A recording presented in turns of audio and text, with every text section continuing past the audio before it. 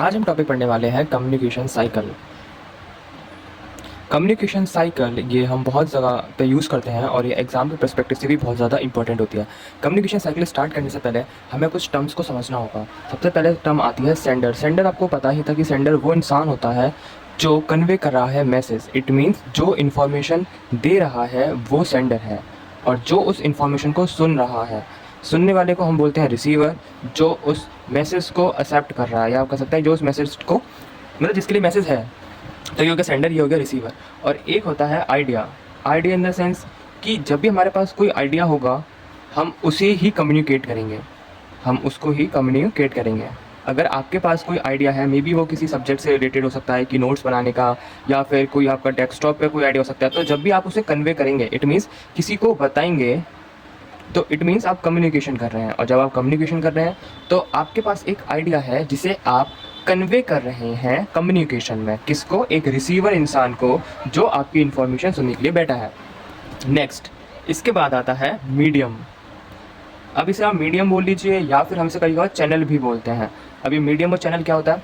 Medium means कि जब आप थे, आपने अपनी बात कन्वे करने के लिए किस मीडियम की हेल्प ली।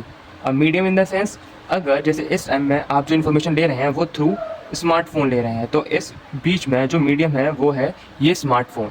और अगर यहीं पे हम कॉल पे बात कर रहे होते तो तब भी स्मार्टफोन ही होता, बट उस केस में हम कॉल के थ्रू बात कर रहे होते हैं। तो ये हो गया medium. Medium in the sense कि आप किस मीडियम के थ्रू किसी दूसरे इंसान से बात कर रहे हैं। यहाँ पे आप हैं, यहाँ पर्सन है, आप किस मीडियम के थ्रू किसी दूसरे इंसान से बात कर रहे हैं, इसका मतलब होता है या तो चैनल या फिर मीडियम। नेक्स्ट आता है फीडबैक। अब ये फीडबैक क्या होता है? फीडबैक आपने सुना होगा, जितनी भी कभी भी अगर किसी मॉल वगैरह किसी में जाते हैं तो लास्ट में हमें एक फीडबैक फॉर्म मिलता है। फीडबैक फॉर्म ये इसलिए इसका मतलब ये होता है कि जो भी आपका एक्सपीरियंस रहा, या जो भी आपका मे बी गुड रहा या मे बी बैड रहा, जैसा भी रहा आपका एक्सपीरियंस, उसे आप फीडबैक फॉर्म में लिख देंगे कि हमारा एक्सपीरियंस अच्छा था या हमारा एक्सपीरियंस बेकार था। अब इन्हीं सबको मिला के कम्युनिकेशन साइकिल है। कम्युनिकेशन साइकिल क्या है? कम्युनिकेशन साइकिल आपको बताती है कि जब भी कम्युनिकेशन हो रही होगी तो कितने स्टेप्स इंक्लूड होंगे, कितने स्टेप्स या कितने चीज़ें इसके अंदर इंक्लूड हो रही होगी, उसे हम कम्युनिकेशन साइकिल बोल देते हैं। तो सबसे पहले कम्युनिकेशन साइकिल स्टार्ट होगी एक सेंडर से। अब सेंडर तो मैंने बता दिया कि सेंडर वो इंसान जो इन्फॉर्मेशन बोलने वाला है, इट मीन्स जिसके पास कोई आइडिया है, मतलब जिसने सोचा है ना, नहीं तो कंफ्यूज हो जाएंगे, आइडिया को अभी नहीं लेते। मतलब सेंडर एक इंसान है जिसने इन्फॉर्मेशन देने के लिए सोचा है। अब सेंडर के दिमाग के अंदर होगा एक आइडिया, अब वो आइडिया उसे वो कन्वे करेगा। इट मीन सेंडर एक इंसान था, उसके पास एक आइडिया था जो आपको बताने वाला है। अब आइडिया उसके माइंड में है, उसे एक नेचुरल फॉर्म या फिर वर्बली इन द सेंस, मतलब आपसे जब बोलते हैं उसे वर्बल बोलते हैं, वर्बली करने के लिए उसे वो कुछ आइडिया को कन्वर्ट करेगा मैसेज में। अब ये मैसेज में कैसे कन्वर्ट करेगा? इसे ऐसे समझिए जैसे कि मेरे पास मैं सोच रहा हूँ आइडिया प्रेजेंटेशन देने का, कि मेरे पास एक आइडिया है कि मुझे कॉलेज में प्रेजेंटेशन देनी है। तो प्रेजेंटेशन के केस में टीचर ने मुझसे कहा कि आपको, सिंपल सा 10th एग्जाम्पल लेते हैं, जैसे टीचर ने हमसे कहा कि आपको सोडियम हाइड्रोक्साइड के बारे में बताना है। तो सोडियम हाइड्रोक्साइड तो मुझे इन्फॉर्मेशन मुझे पता है, बट इसे मैं किस तरह से इंटरप्रेट कर सकता हूँ कि एक Na है, दूसरा OH ग्रुप का है, इन दोनों को हमने कंबाइन करा एंड देन सोडियम हाइड्रोक्साइड बन गया। ये जस्ट एन एग्जाम्पल है। इन अ सेम वे जब भी एनकोडिंग होगी, एनकोडिंग मतलब, अब इसे टर्म को समझिए, इनकोडिंग मतलब कि सेंडर के पास जो इन्फॉर्मेशन है, सेंडर के पास जो इन्फॉर्मेशन है वो उसे इनकोड करेगा किसी पर्टिकुलर फॉर्म में। अब वो जो फॉर्म होगा वो या तो कोई फैक्ट हो सकता है, आइडिया नहीं, कोई फैक्ट हो सकता है, या फिर कोई सिंबल हो सकता है, या फिर कोई मीम हो सकता है। इट मीन्स इनकोडिंग में कुछ भी कर सकता है, इस चीज़ की हमें नहीं पता। अब हमें पता चला कि सेंडर है, सेंडर के पास एक आइडिया है, उस आइडिया को उसे इनकोड करना पड़ेगा। अब सेंडर ने सब कुछ कर लिया, सेंडर ने अपना आइडिया भी सोचा, सेंडर जो इन्फॉर्मेशन देने वाला है वो भी तैयार है, उसके दिमाग में आइडिया भी तैयार है, और उसने इनकोडेड भी कर लिया।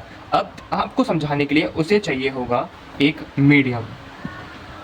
मीन्स कि वो आपको लिख कर देने वाला है ये बात, या आपको वर्बली बोलने वाला है, या फिर आपको थ्रू सिंबल्स या फिर थ्रू जेस्चर्स के थ्रू आपको बताने वाला है। जेस्चर्स मतलब एक सिंपली बॉडी के कुछ साइंस होते हैं जिसे हम यूज़ करके किसी को अपनी बात कन्वे करते हैं। तो मीडियम वो यूज़ करेगा। मीडियम इसमें कुछ भी हो सकता है। अगर इस टाइम में आप नॉर्मली कन्वर्सेशन कर रहे हैं तो उस केस में मीडियम होती है एयर, क्योंकि आप एयर के थ्रू कन्वर्सेशन कर रहे हैं। इसमें आपका माउथ नहीं आएगा, वेरी क्लियर, क्योंकि माउथ सिर्फ उसे बोल रहा है, वो मीडियम नहीं है। एयर मीडियम मतलब जिस मीडियम में आप बात कर रहे हैं। अगर आप वॉकी टॉकी यूज़ करें तो वॉकी टॉकी मीडियम हो गया, और अगर आप किसी से लेटर दे के बात कर रहे हैं तो लेटर एक मीडियम हो गया, अगर आप वॉइस में से भेज रहे हैं किसी को तो वो एक मीडियम हो गया। तो ये सारे क्या हो गए, मीडियम। अब मीडियम के थ्रू अब आपने सेंडर, जो आप हैं सेंडर, उन्होंने एक आइडिया सोचा, उसे इनकोड करा और उसे मीडियम के थ्रू पहुँचा दिया रिसीवर के पास। अब रिसीवर वो इंसान है जिसके लिए आपने इतना कुछ प्रोसेस क्रिएट करी। अब रिसीवर के पास इंफॉर्मेशन मिल गई। अब जो आपने इन्फॉर्मेशन दी है, क्योंकि आपने यहाँ पे इनकोड करा था, आपके कहने का जो वे ऑफ सेंस होगा वो डिफरेंट होगा और लोगों से। तो जो रिसीवर होगा वो इस इन्फॉर्मेशन को डिकोड करेगा। डिकोड क्या करेगा कि आप जो कहना चाह रहे थे, मैसेज कन्वे करना चाह रहे थे, उसे डिकोड करने की कोशिश करेगा कि ठीक है इस इंसान ने मुझसे ये कहने की कोशिश करी है। इसके बाद डिकोड करने के बाद वो लास्ट में आपको देगा एक फीडबैक। फीडबैक क्या होगा, फीडबैक को बताएगा कि मुझे आपकी बात समझ में आ गई या मुझे आपकी बात समझ में नहीं आई। अगर मैं इसका कंप्लीट डायग्राम बनाऊँ तो कुछ इस तरीके से होगा कि यहाँ होगा सेंडर के पास होगा एक आइडिया होगा एनकोडिंग के बाद वो जाएगा रिसीवर। यहाँ पे आई थिंक शायद मीडियम का ऑप्शन और आएगा, मीडियम, और फिर यहाँ से वो जाएगा रिसीवर के पास। रिसीवर उसको डिकोड करेगा। डिकोड के बाद वो एक फीडबैक जो होगा वो सेंडर को दे देगा। अब इन सब के बीच में अभी कंप्लीट डायग्राम है, इसके अलावा कोई भी एलिमेंट्स इसमें इंक्लूड, एक एलिमेंट और इंक्लूड होता है वो है नॉइस। इन सब के अलावा कोई भी एलिमेंट इंक्लूड नहीं होता। अभी नॉइस को समझाएंगे।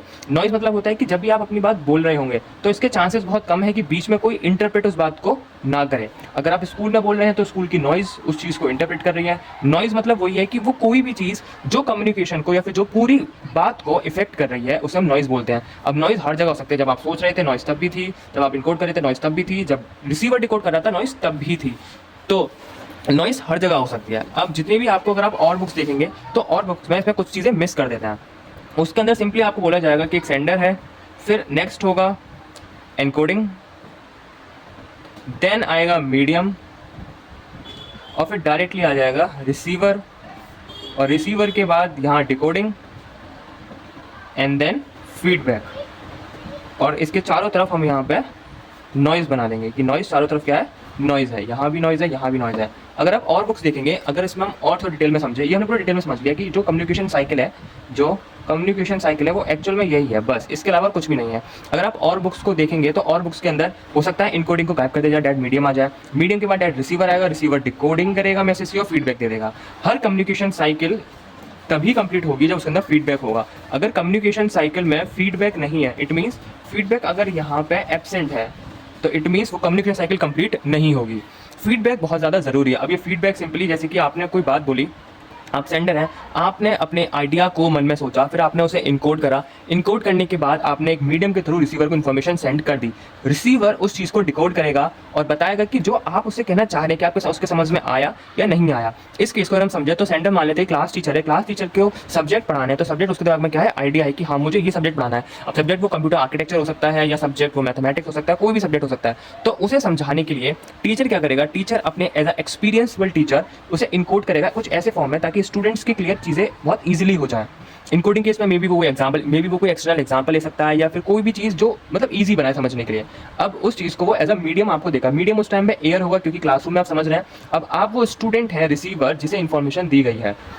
अब टीचर ने आपको कोई इन्फॉर्मेशन इनकोड करी कि इस तरीके से देखो हम इसे सॉल्व कर सकते हैं। अब आप टीचर के बताए तरीके को समझने की कोशिश करोगे कि अच्छा टीचर को बताने का तरीका ये है। उसके बाद लास्ट में आप टीचर से कहोगे कि या तो आपके बात समझ में आ ही जाएगी या आपके बात समझ में नहीं आएगी। तो लास्ट में आप फीडबैक दोगे। फीडबैक देने के बाद सेंडर जो मतलब टीचर है उस चीज़ को एज अ गुड वे में लेगा। और ऐसा हम कहते हैं कि अगर फीडबैक आपको कुछ भी मिले हमेशा आपको उसे पॉजिटिव लेना है। फीडबैक नेगेटिव भी हो सकता है और फीडबैक पॉजिटिव भी हो सकता है। जरूरी नहीं हर बच्चा टीचर से अच्छा सवाल पूछता है, कुछ फालतू का टाइम वेस्ट भी करता है, तो उसे हमेशा नेगेटिव फीडबैक में काउंट करते हैं। बट स्टिल टीचर उसे हमेशा पोलाइटली लेगा, क्योंकि कम्युनिकेशन का यही रूल है कि आपको जो भी फीडबैक मिले, मे बी वो पॉजिटिव हो, मे बी वो negative, but as a consider आपको उसे पॉजिटिव ही करना पड़ेगा।